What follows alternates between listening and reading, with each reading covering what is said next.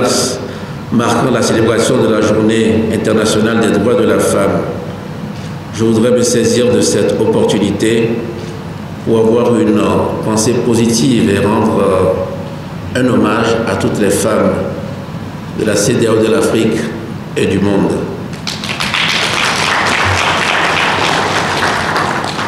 Le soutien à un pays frère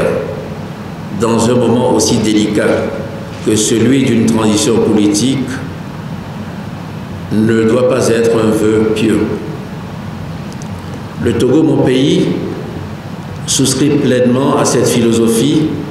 de l'action et du pragmatisme et en a fait une constance de sa politique étrangère, aussi bien sur le plan communautaire que sur la scène internationale. Je voudrais les encourager à se concentrer davantage sur les défis institutionnels et sociopolitiques toujours en latence, en prenant appui sur ce précieux groupe de soutien mis en place par l'Union africaine. Le soutien indéfectible du Togo au Mali et mon engagement personnel pour une transition réussie dans ce pays repose non seulement sur l'impérieux devoir de solidarité, mais aussi et surtout sur la communauté de défis et des enjeux sociopolitiques et sécuritaires qui se jouent en arrière-plan avec des conséquences sous-régionales et régionales certaines. Il convient également de relever un relatif manque de coordination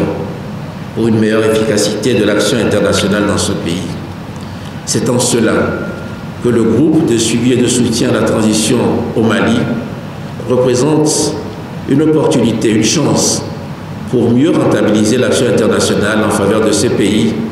dans un élan d'inclusion et de pragmatisme. Le groupe continuera d'être au centre de la coordination internationale sur la situation au Mali afin d'éviter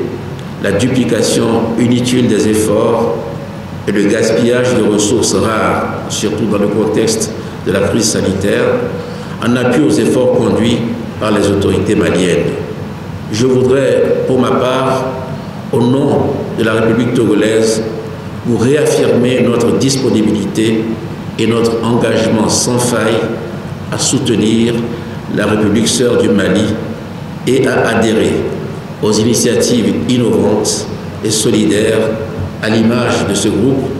qui permettront de remettre ce pays sur la voie de la stabilité, de la paix et du développement durable. En déclarant ouverts nos travaux, je voudrais espérer que la réunion de Lomé permette de franchir un cap décisif